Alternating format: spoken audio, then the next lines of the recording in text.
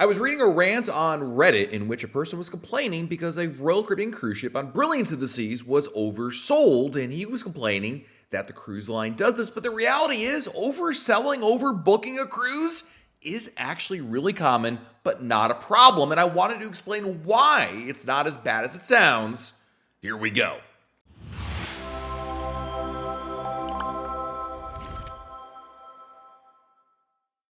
Hey everyone, it's Matt from RoyalCaribbeanBlog.com. An oversold cruise ship is not unheard of in the cruise industry.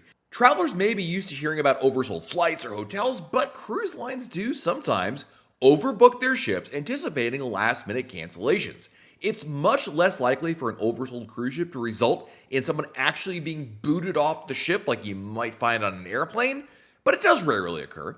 In the weeks leading up to the cruise, Royal Caribbean monitors its booking as part of its inventory management process. And what this means is Royal Caribbean looks at how many cabins are booked, how many they have left, and they use an algorithm to release new cabins to be able to be booked. In a lot of cases, you're going to find guaranteed cabins, more on that little bit. But if Royal Caribbean sees there's a potential issue, like they've oversold the amount of rooms that are available, then the cruise line reaches out proactively to remedy the situation, and this is exactly what happened in this Reddit post, as well as on other cruises. In fact, they were guest sailing on Symphony of the Seas, June 14th sailing, in which they received an email that I'm sure the Brilliance one did as well, that says something along the lines of, we're just looking to see who has flexible schedules, and if you are interested, we'd be interested in moving you to a different sailing.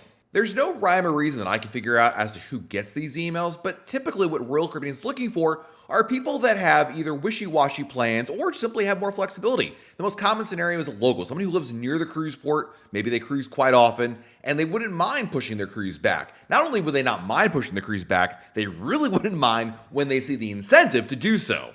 Most importantly, these emails always add that if you're committed to the sailing, to completely disregard the email. Now, the exact compensation offered will depend on the situation, so don't take this as an example of what to expect, but it's certainly example A to just think about. In the case of Symphony of the Seas, guests had two choices. One, to change to another Symphony of the Seas cruise departing from Cape Liberty, New Jersey, in the same room category originally booked, plus get a full refund. So they get moved to a different cruise, but get all their money back, so essentially it's a free cruise. Number two option is to cancel and get a 100% refund plus 100% value of the cruise in the form of a future cruise credit. So they don't sail necessarily on Symphony again, but they do get full refund on the cruise and the same amount of value to book a different sailing altogether. With both scenarios, you get all your money back and a free cruise, or at least the value of a free cruise. The thing is, and this is what's lost in that Reddit post, as well as I think in other scenarios in which this has occurred, is that it's not really a problem in the sense that, again, it's rarely, very, very, very rarely resulted in somebody actually being told, I'm sorry, you can't go on this cruise anymore because we're oversold. The reason why Royal Caribbean and other cruise lines do this is because there's a practical approach to their business. And this is what Billy Hirsch, who's the author of cruisehabit.com, told us when we talked about why do cruise lines oversell their ships.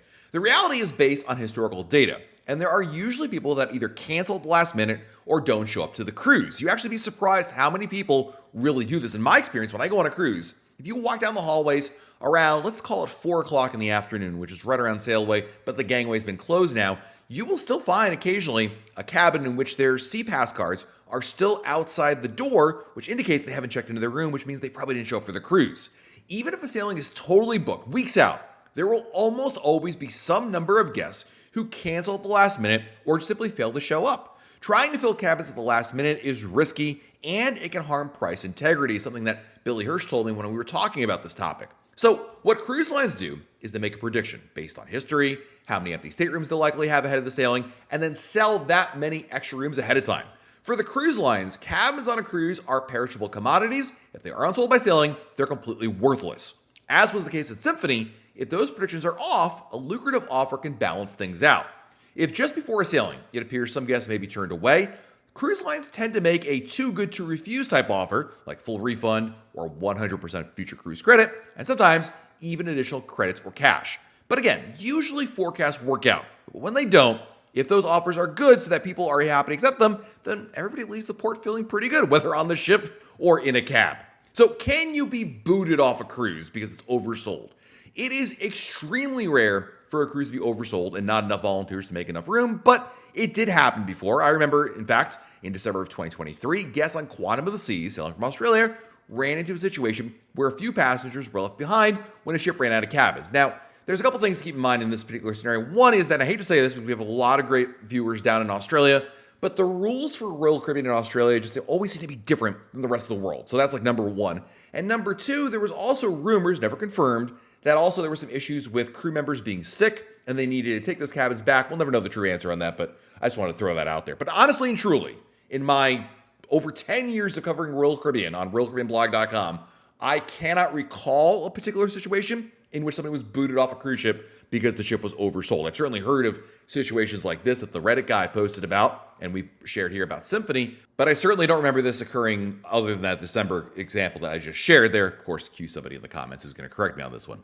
In that Reddit thread, there were a lot of different comments about the nature of oversold cruises and whatnot, and some people simply were upset about the idea that it happens at all. One person wrote, quote, "I am so sickened by the constant corporate greed, so sick of this." And other people kind of latched onto that saying, corporate apologists and, that it should be illegal and that kind of a thing. But again, number one, Royal Caribbean is a for-profit company. So the fact that they have corporate greed, well, that is the goal for any for-profit company. And while we all love Royal Caribbean, we love going on cruises, they are a for-profit company. That's what they're looking to do. And they're looking to get every single dollar out of their business. And this is a realistic approach to how they operate. You don't have to like it, but I also think we need to remember they're not a charity. They're not here to be our friends. They're here to operate a business, and we as customers have the choice to either go for it or not. But what I hope this video does is share with you insight as to why, not just simply say, well, this is the way it is, but explain to you why overselling cruises happens and why in reality a lot of cruises are overbooked, but you don't hear about it because people don't really get turned away by it. They simply ask for volunteers in a situation in which the algorithm fails and they get it all taken care of. So it's a really unrealistic problem to be truly concerned about. So what can you do to prevent this kind of a situation from occurring? Because at the end of the day, you never want to risk it. Number one, I would say the risk, or the chance rather, of you actually being kicked off a cruise ship because it's oversold is somewhere in the same amount of odds of you winning the lottery. I mean, it's just exponentially crazy high. That being said, if you were to look for an opportunity or a way to get around it, maybe you wouldn't book a guaranteed cabin.